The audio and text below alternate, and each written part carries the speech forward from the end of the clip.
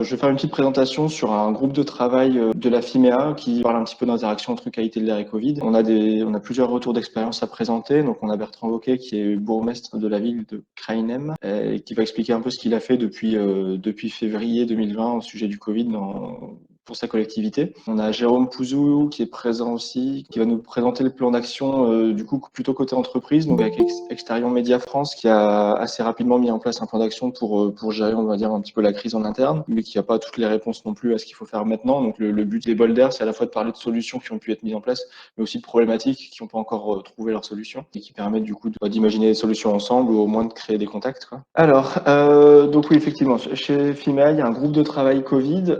Donc pour rappeler, FIMEA, c'est 80-90 entreprises qui travaillent sur la qualité de l'air ou qui ont un lien avec la qualité de l'air et qui s'associent pour réfléchir ensemble, promouvoir le sujet de la qualité de l'air ensemble. Donc le groupe de travail Covid s'est créé assez rapidement. Je pense que c'est créé pendant le confinement. Il me semble que c'est début avril 2020. Il regroupe 26 membres maintenant dans environ 15 entreprises différentes. Ce groupe de travail Covid essaie de chercher quelles étaient toutes les potentialités de Covid et qualité de l'air. On fait une réunion par mois à peu près pour avancer sur différents sujets. Il y a la définition d'un air potable.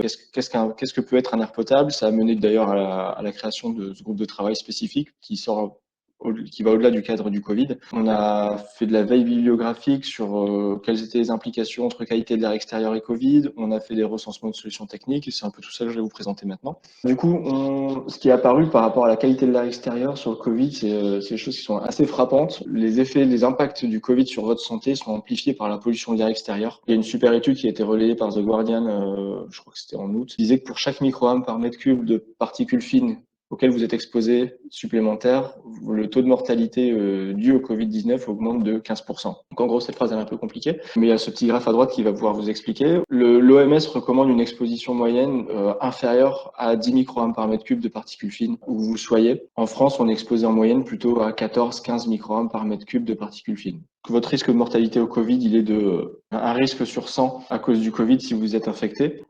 Pour chaque microgramme supplémentaire auquel vous êtes exposé durant une année, votre risque augmente de 15%.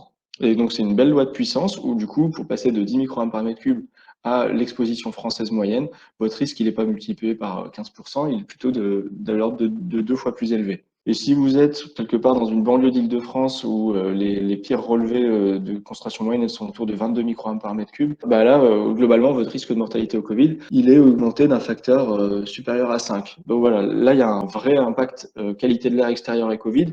C'est globalement, on a montré que si vous vivez dans une région polluée aux particules fines, votre risque de mortalité au Covid, il peut augmenter d'un facteur jusqu'à un facteur 5 ou un facteur 8 selon votre exposition. Ça, quel que soit votre état de santé initial, c'est vraiment un lien exposition et mortalité du Covid ou impact Covid. Il y a à peu près la même chose qui se présente sur les oxydes d'azote, qui sont les polluants qui sont émis principalement par les combustions des voitures, par le processus de chauffage, des choses comme ça. Tout ce qui va être processus de combustion de gaz ou d'essence. Réellement, très très vite, pendant la première vague Covid en Europe, les chercheurs ont montré que sur les 5000 premiers décès qui étaient dus au Covid, il y en avait 80% qui étaient survenus dans les 5 régions les plus polluées d'Europe en NO2. Donc là, il y a vraiment un vrai lien entre qualité de l'air extérieur et dangerosité du Covid. Et donc, ça donne une raison supplémentaire de s'intéresser à la qualité de l'air extérieur et de la traiter. Le Covid, c'est un moment où on se rend compte qu'il y a un vrai problème de santé environnement et on va le traiter. La qualité de l'air, c'est un facteur aggravant. Et même si la qualité de l'air n'était pas un facteur aggravant, pour l'instant, la qualité de l'air en France, ça a quand même pour l'instant fait plus de morts que le Covid sur une année. On va essayer de parler juste un tout petit peu de bonnes nouvelles. L'effet du confinement sur la qualité d'air extérieur. Grâce au confinement, on a beaucoup moins pris nos voitures, on a eu beaucoup moins d'activités polluantes. Les émissions de NOx et particules fines ont baissé de 70% en Île-de-France. Là, pendant ce second confinement, on est plutôt de l'ordre de 20%, donc on sent que l'effet n'est pas le même et le confinement n'est pas le même non plus. Mais bon, on va essayer de retenir quelquefois les bonnes nouvelles en ce moment. Donc voilà, ça fait partie des livrables que sort le groupe de travail de FIMEA et tout ce travail fourni par FIMEA, du coup, il est abondé dans les entreprises adhérentes à FIMEA et c'est aussi des choses qu'on essaye de remonter vers les pouvoirs publics. Ces infos-là, elles doivent finalement remonter vers les décideurs pour les sensibiliser au sujet de la qualité de l'air aussi. Sur la partie plutôt qualité de l'air intérieur et Covid, en gros, le lien entre qualité de l'air intérieur et Covid, tout le monde l'a compris maintenant parce que les pouvoirs publics demandent d'aérer, de ventiler le plus possible. Parce que globalement, le parcours du SARS-CoV-2 en air intérieur, il commence à être plutôt bien connu. Une personne infectée émet des copies ARN du virus, donc on va appeler maintenant charge virale, en parlant, en criant, en toussant, en éternuant, donc dans l'air intérieur parce qu'il s'y trouve. Cette charge virale, il lui arrive pas mal de choses. Elle peut être contenue dans des toutes petites particules qui vont rester en suspension dans l'air et qui vont être emmenées soit par la ventilation, soit rester dans l'air intérieur. Les plus grosses particules, les plus grosses gouttelettes vont se déposer sur des surfaces et le virus a un temps de survie, on va dire, en dehors de l'organisme. Donc il va plus ou moins vite se désactiver dans tous ces compartiments dont j'ai parlé. Et du coup, une personne saine en face de la personne contaminée peut recevoir une gouttelette qui contient une charge virale, peut toucher une surface avec sa main, puis toucher son visage avec sa main et donc se contaminer lui-même, ou il peut inhaler ces particules contenant des charges virales en respirant l'air intérieur. Du coup, les actions recommandées, aussi bien par les pouvoirs publics que par tous les acteurs, ça va être forcément réduire la fréquentation, porter le masque pour être une action vis-à-vis des personnes infectées ou les isoler. Une personne saine va porter le masque aussi, plus se laver les mains. Sur toute la partie charge virale, une fois qu'elle est dans l'air ou dans le bâtiment, toutes les actions, elles commencent à être connues, hein, c'est ventiler, filtrer ou purifier, et c'est de la désinfection pour les surfaces. Donc là, ce que j'ai mis en bleu, globalement, c'est tout ce qui va concerner le compartiment air. Donc ça veut dire que ça représente quand même pas mal de choses, parce que mis à part la désinfection des surfaces et l'hygiène des mains, tout le reste, c'est le vecteur R qui va amener cette contamination SARS-CoV-2. Donc là, le lien qualité de l'air intérieur et Covid, il est évident. Et à la fois au sein de Fimea qu'au sein des organismes de recherche, etc., il y a quand même beaucoup d'actions qui sont menées pour réduire ce risque, si ce n'est au moins l'évaluer, trouver des solutions à ça. Je vais pas, du coup, maintenant laisser la parole à Monsieur Hockey qui va nous parler de ce qu'il a fait dans la ville de Krainem. Voilà, eh bien bonjour à tous, Bertrand Wauquet, donc je suis le bourgmestre, le maire d'une petite municipalité qui s'appelle Krainem à l'est de Bruxelles en Belgique. Merci d'abord à Octopus et à l'APAD de m'avoir invité ce vendredi. Alors, je vais vous présenter brièvement quelques initiatives qu'on a prises, qu'on a essayé de prendre dans la commune pour améliorer un tout petit peu la ventilation au sein des espaces publics. Mais d'abord, si vous voulez, la petite ville de Bruxelles, 6 km², pour un peu moins de 14 000 habitants, ce qui fait une densité de population de 2400 personnes au kilomètre carré, ce qui est beaucoup plus que la moyenne au pays, soit la Flandre ou la Belgique, puisque vous savez qu'en Belgique, on a un pays qui est tellement grand qu'on est obligé de le saucissonner de toutes les façons et d'en faire des régions, des communautés, toutes sortes de choses, qu'il faut que, bon, à la fin, on s'y retrouve plus beaucoup, mais la réalité est là. Donc, on a 3 communautés et la capitale que vous connaissez, Bruxelles. Donc, vous voyez que par rapport à Bruxelles, on a une densité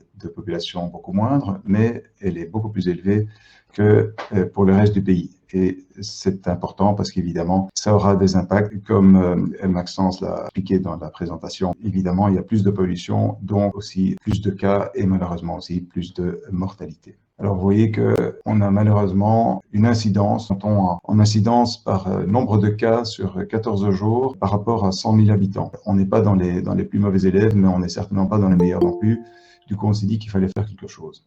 Faire quelque chose, ça voulait dire améliorer la qualité de l'air, voir ce qu'on pouvait faire, puisque de plus en plus, à partir de cet été, il y avait une évidence que les aérosols pouvaient jouer un rôle important. Maxence en a parlé, il y a pas mal d'auteurs reconnus dans le domaine et tous vont dans le même sens. Les gestes barrières que tout le monde connaît, c'est parfait. L'étape suivante, ce sera probablement la ventilation, assurer une meilleure qualité de l'air et faire en sorte que de cette façon, on diminue la concentration en particules ultra fines qui vont rester dans l'air ou soit être recirculées dans des systèmes de ventilation qui ne renouvellent pas l'air mais qui le recirculent. Et dans cet esprit-là, évidemment, on risque d'avoir beaucoup de contamination à partir des aérosols. Voilà, alors ce que nous avons fait, c'est commencer à distribuer des capteurs CO2. On a commencé à y penser dès le début de la crise, en fait, et on l'a fait activement à partir de juin 2020, essentiellement dans les espaces publics, c'est-à-dire des espaces qui sont susceptibles de recevoir des gens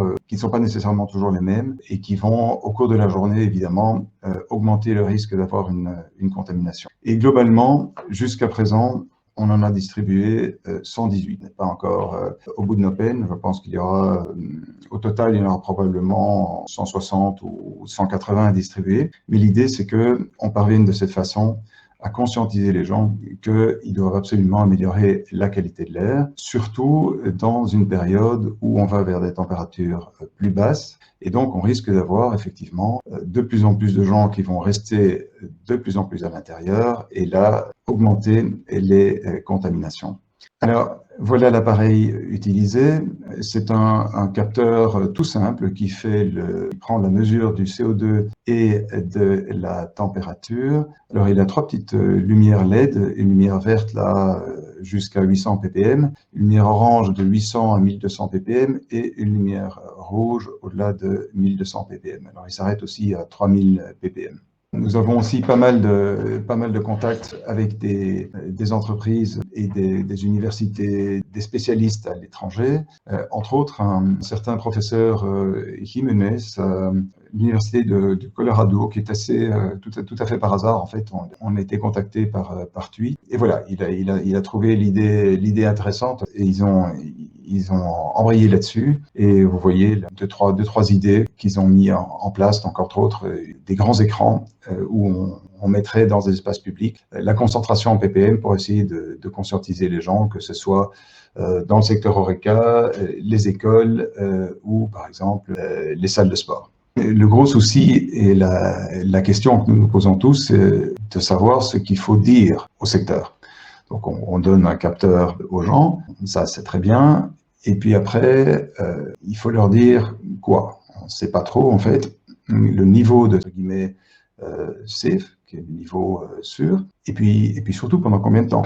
Et donc l'idée, c'est d'essayer d'une façon ou d'une autre de lier la durée d'exposition à la concentration. Alors comme ça paraît simple, mais en fait c'est pas si évident parce que déjà le niveau entre guillemets safe, on n'est pas certain, est-ce que c'est 500, 600, on ne sait pas trop. Ce qu'on peut à peu près garantir, c'est que c'est pas une bonne idée de rester longtemps dans une pièce où il y a 2000 ppm. On essaie de traduire ça d'une façon un petit peu schématique. Tout ça c'est préliminaire, donc on est en train de se demander comment on pourrait le traduire de façon simple, parce que si on ne parvient pas à expliquer ça de façon simple, les gens ne vont pas l'appliquer. Là, avec l'arrivée de l'hiver, les gens commencent à se rendre compte, donc c'est de plus en plus utilisé. Mais par exemple, pour les écoles, on a un problème très concret. Je pense que dans 80 ou si pas 90% des bâtiments où il n'y a pas de ventilation prévue pour ça, eh bien, on arrive après une heure ou deux à des concentrations de ppm qui sont 2000, 2500. Voire au-delà, les professeurs, les gens qui sont responsables des écoles vous disent, bon, très bien, là on a un capteur, on sait que c'est mauvais, mais on fait quoi? Ouvrir la fenêtre en permanence, c'est pas très sympa pour ceux qui sont à côté. Et puis s'ils se prennent des pneumonies, d'autres choses, c'est pas nécessairement mieux que le Covid. On peut aussi ventiler évidemment entre les cours, mais on peut pas passer son temps à ventiler non plus. Donc c'est pas très évident de donner des instructions claires et globales, entre guillemets universelles, qu'on pourrait essayer d'appliquer partout. Ça, c'est une des difficultés auxquelles nous sommes confrontés. C'est-à-dire, quel est le niveau qu'on peut recommander pendant combien de temps? Comment tient-on compte des différents secteurs? C'est vraiment pas évident.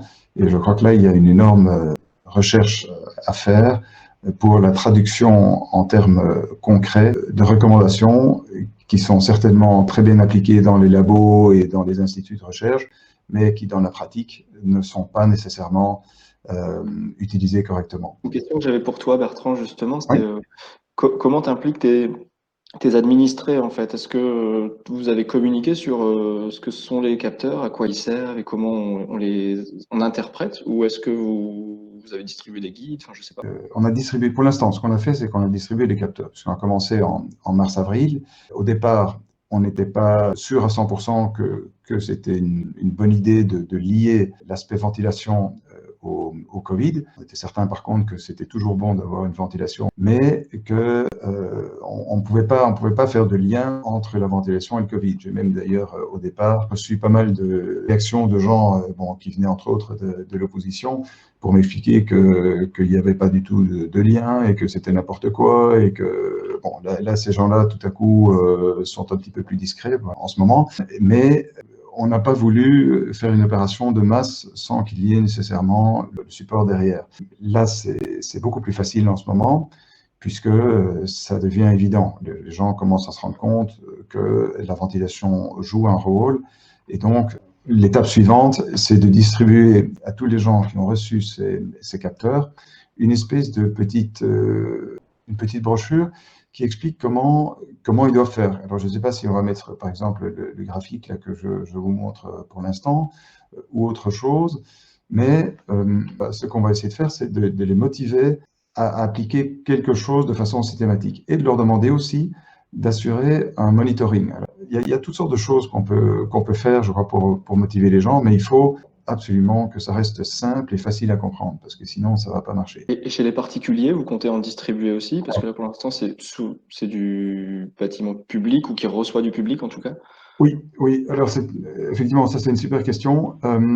Chez les particuliers, on est moins enthousiaste pour deux raisons. C'est que la première, bon, les chances sont quand même très élevées, avec ou sans ventilation, que les gens qui vivent sous le même toit soient contaminés si quelqu'un est contaminé. Il y a aussi une raison pratique, c'est que si on proposait à tous les particuliers de commencer à utiliser ce genre de capteurs, on risquerait aussi d'avoir une rupture de stock, d'avoir des gens qui se précipiteraient sur les capteurs, et à ce moment-là, si les particuliers d'en avoir plusieurs, puisqu'il en faudrait, en théorie, il en faudrait un dans les salons, il en faudrait dans les chambres, il en faudrait à différents endroits, dans les couloirs, tout ça. Donc, ça deviendrait, je pense qu'on risquerait à ce moment-là une rupture de stock. En ce moment, je ne dis pas que dans quelques semaines ou dans quelques mois, ce ne serait pas possible, mais je pense qu'en ce moment, ce serait potentiellement dangereux d'avoir une ruée sur les capteurs pour les particuliers. Probablement, la valeur ajoutée ou l'avantage de ce genre de capteur dans ce cadre-là serait moindre que pour les bâtiments publics, où là, je crois que c'est vraiment évident, ou de plus en plus évident. Merci. Merci Bertrand. Alors, il y a une question qui est arrivée sur le chat pour connaître le coût approximatif des capteurs. Ah, oui, là, en fait, c'est des capteurs tout simples, hein, donc on tourne autour des 40 à 45 euros.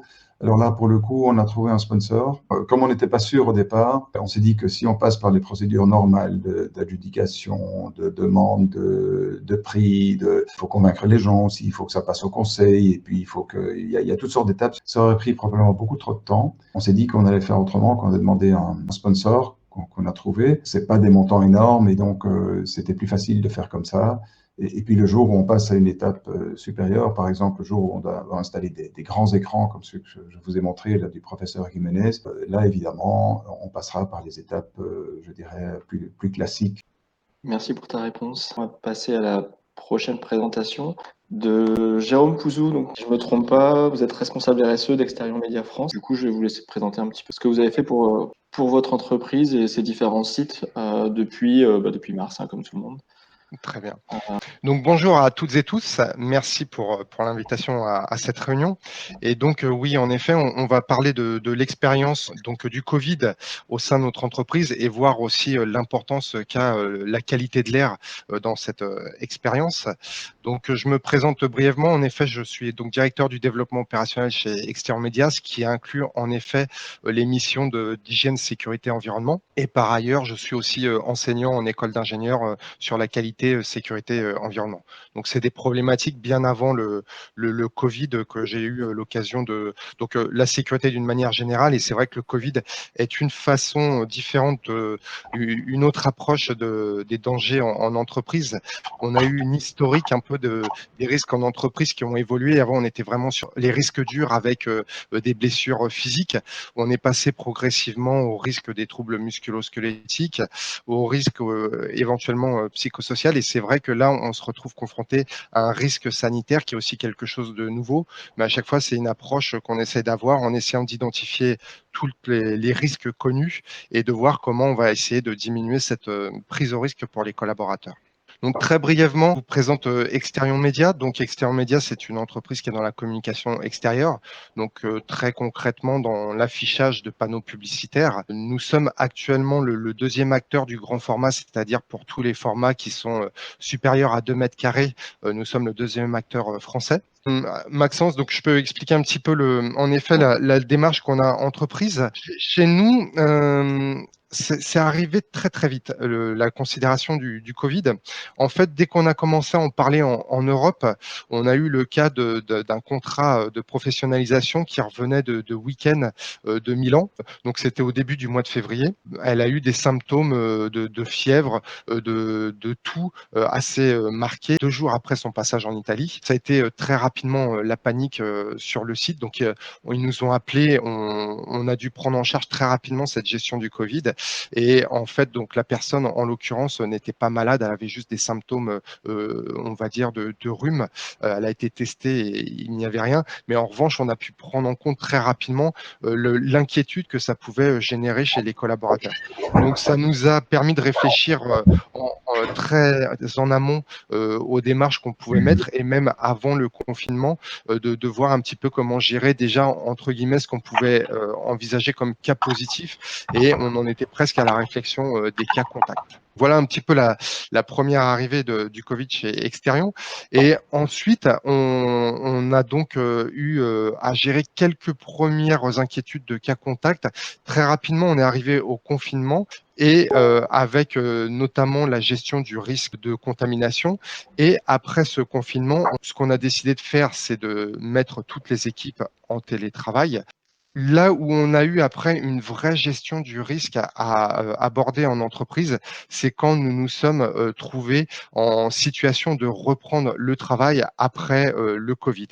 Donc on a eu des collaborateurs qui étaient bien sûr très inquiets à l'idée de s'exposer au risque, donc de contamination, et il leur a fallu leur apporter très rapidement, des éléments probants, pour, qu'ils se sentent sécurisés quand, ils ont repris, le travail. Donc on a bien sûr monté un plan de reprise d'activité. Ce à quoi on a tenu en termes de communication, c'est d'avoir des échanges très poussés avec toutes les parties prenantes de l'entreprise, donc notamment avec la direction des ressources humaines, bien sûr, mais surtout avec les représentants, des collaborateurs. Donc c'est-à-dire prendre en compte un maximum de leurs questions. On avait déjà des réponses à apporter aux risques, mais il y avait certains points qui leur paraissaient importants et sur lesquels on a pu s'appuyer pour, apporter des réponses encore plus pertinentes. Et que ça a permis, l'adhésion, de tous nos collaborateurs, et ça a permis aussi de rassurer les collaborateurs qui pouvaient avoir éventuellement des pathologies, assez importantes, hein, et le plan qu'on a pu déployer, les a vraiment rassurés. Nous aussi, on n'a pas forcément inventé, des choses, extraordinaires, mais on a essayé d'agir dans le bon sens. Le but, ça a été de limiter, la concentration, des personnes pour jouer sur la qualité de l'air au niveau, charge virale. Donc on a continué à encourager très fortement le télétravail. On a, facilité le nettoyage des locaux, donc par des entreprises, bien sûr, de nettoyage extérieur, mais aussi, par le biais de nos collaborateurs, où on leur a demandé, donc on leur a mis à disposition, du gel hydroalcoolique et des lingettes nettoyantes pour nettoyer les surfaces sur lesquelles ils intervenaient, et on a évité aussi, tous les équipements, communs de restauration. On estimait que c'était un des moments où on facilitait, la contamination. L'autre aspect qu'on a eu aussi, c'est de favoriser, la qualité de l'air, et on a, pour les gens qui venaient se déplacer sur le bureau, c'est qu'on leur demandait de systématiquement ouvrir, le matin, les fenêtres, et une autre fois dans la journée, pour permettre la circulation de l'air et avoir un air sain. L'autre point sur lequel on a eu à travailler, c'est sur la gestion des cas contacts. Donc, ce qu'on a fait pour éviter tout risque de contamination, c'est que dès qu'on avait une situation de cas contact, donc dès qu'on avait une personne qui avait un risque d'avoir rencontré quelqu'un, qui était, positif au coronavirus, on, lui demandait de télétravailler si sa situation physique le permettait, ou, d'avoir un arrêt médical éventuellement si c'est quelqu'un qui avait des symptômes. Mais en tout cas, on a essayé de limiter autant que possible l'exposition. Par cette politique, on est arrivé à quelque chose, et je pense qu'on a constaté dans beaucoup d'entreprises, c'est qu'on n'a pas eu à proprement parler de clusters au sein de l'entreprise. On a eu des cas positifs, bien sûr, mais pas de cas de contamination, au sein de l'entreprise. L'un des éléments qui a été très fort, et on verra que c'est là où on aurait, souhaité avoir plus d'éléments pour communiquer de façon encore plus forte, sur le sujet, c'est la communication, notamment puisqu'on était en multi-site. Donc ce qu'on a fait, c'est qu'on s'est appuyé sur des référents, sites. Donc sur chacun de nos sites, on avait des interlocuteurs qui, étaient, les interlocuteurs du quotidien des autres collaborateurs, donc qui répondaient à leurs questions, qui nous remontaient éventuellement les questions sur lesquelles ils n'avaient pas de réponse, et surtout qui nous permettait de déployer la politique et s'assurer, puisqu'on ne pouvait pas se déplacer facilement, qu'elle était bien respectée sur chacun des sites. On a mené beaucoup de séances plénières pour expliquer les règles qu'on avait mises en place aux collaborateurs, expliquer pourquoi les masques étaient sécurisants, expliquer pourquoi le gel permettait de se protéger, donc en pratiquant les gestes barrières, pourquoi on était protégé, et d'apporter une réponse pas médicale, mais presque aux collaborateurs. Et c'est un point lors des échanges qu'on a pu avoir aussi avec Maxence qui a été très important. Je pense que vous y avez tous été confrontés. C'est que les personnes étaient très renseignées sur ce risque-là.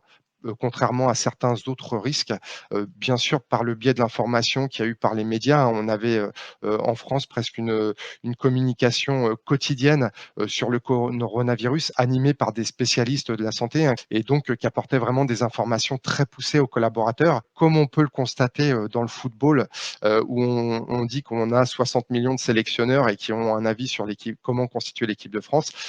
Je pense que sur le coronavirus, on avait 60 millions d'experts aussi à gérer, et donc on ne pouvait pas se permettre d'avoir des réponses approximatives sinon on pouvait créer des craintes et des doutes chez les collaborateurs. Le but, ça a été d'avoir de l'information sérieuse. Nous, notre souhait, ça aurait été en effet de pousser un peu plus loin la maîtrise technique, notamment c'était d'avoir la capacité de prouver, tiens, aujourd'hui on vous demande de reprendre le travail sur site, mais on peut vous apporter la garantie qu'il y a une charge virale qui est nulle ou qui est très faible et qui donc vous garantit que vous pouvez travailler sans crainte sur tel lieu de travail. Effectivement, notre préparation de ce webinaire, ce qui m'a frappé, c'est effectivement que vous avez vraiment essayé d'amener des éléments de preuve devant chacune Oui. de vos actions pour pas avoir l'impression de faire les choses juste à l'intuition ou juste à la légère, quoi. Et donc ça, c'était vraiment frappant parce que du coup, vous avez eu des choses assez techniques sur la partie ventilation, entretien de Tout clim, à il me fait. semble. Oui, Et on a proposé très rapidement, on a eu des questions puisque on a eu le cas, qui est arrivé juste à la sortie du confinement où on évoquait en fait, qu'en Chine, il y avait une contamination de dizaines de personnes, suite à une mauvaise utilisation de la clim dans un restaurant. Donc là, ces questions, au moment de la sortie du confinement, sont arrivées. Donc très rapidement, il a fallu apporter des preuves qu'on avait, fait des entretiens des climatisations, qu'on avait eu des filtres qui avaient été changés, qu'on avait des preuves comme quoi il y avait eu un entretien adapté et sécurisant pour les collaborateurs. j'ai noté que vous avez utilisé des éléments en termes de communication, vous avez repris des éléments de l'INRS, vous avez Oui. repris des éléments plutôt techniques et scientifiques pour impliquer les collaborateurs et les rassurer vraiment.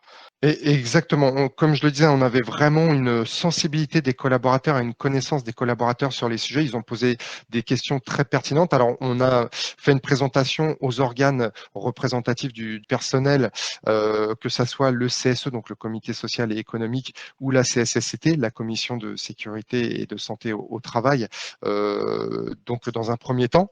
Et ensuite, on a présenté vraiment les mesures qu'on a apportées à l'ensemble des collaborateurs via justement des conférences téléphoniques avec Teams notamment. Et en effet, quels que soient les collaborateurs, on a vraiment eu des questions techniques. Donc le but, c'était vraiment d'apporter des éléments probants pour les rassurer, leur montrer qu'on avait interrogé les médecins du travail, leur montrer qu'on avait interrogé techniquement nos fournisseurs de masques. Donc c'est un petit peu ce qu'on leur a expliqué, et de fait, alors qu'on a vraiment mais c'est plutôt positif, on a des représentants du personnel très exigeants sur les notions de sécurité. On a toujours été habitué à leur répondre favorablement à leurs demandes et à leur montrer qu'on prenait en compte leurs demandes. On a vraiment eu une adhésion très forte et ils ont même été porte-parole un peu de la démarche. Donc on voit que en étant rassurant, en apportant des éléments probants aux personnes et donc entre guillemets un peu incontestables, quand on arrive à dire: «Regardez, si on applique telle méthode, quoi qu'il arrive», en leur démontrant un peu la journée type d'une personne sur le lieu de travail. Regardez, en passant toutes ces étapes, il n'y a pas un seul moment où vous êtes vraiment exposé. On arrive vraiment à les rassurer. On est arrivé à un niveau vraiment de confiance, mais je pense que là, c'était plus en réflexion d'honnêteté intellectuelle. J'aurais vraiment aimé pousser les éléments un peu plus loin pour leur montrer qu'ils étaient vraiment, on était dans une situation totalement safe pour travailler. Donc, Ok. notamment avec ces mesures d'atmosphère l'atmosphère. Et alors, c'est quelque chose que j'ai découvert avec Maxence, le lien entre la présence de nanoparticules et de développer des formes graves de Covid. Donc ça peut être un point important de communication. Et c'est vrai que la présence aussi de charges virales, ça peut être un vrai point fort aussi pour rassurer les collaborateurs. Merci beaucoup. En tout cas, c'était vraiment intéressant de voir comment le fait que vous passiez le discours scientifique jusqu'à vos collaborateurs fonctionne et rassure en fait, parce que c'est vrai que pour nous en tout cas, là, ce qu'on voit, c'est que la vraie différence entre entreprise et collectivité, c'est vraiment le rapport qu'on a avec les gens en fait, et que du coup, le rôle est pas forcément le même, mais le besoin de rassurer, d'avoir une action concrète est évidemment là de toute façon. Juste pour conclure ça, du coup, je repars sur la partie FIMEA. Donc, le groupe de travail Covid a fait un livrable qui est une brochure A4 qui résume un recensement de solutions techniques pour prévenir le risque de contamination Covid dans l'air.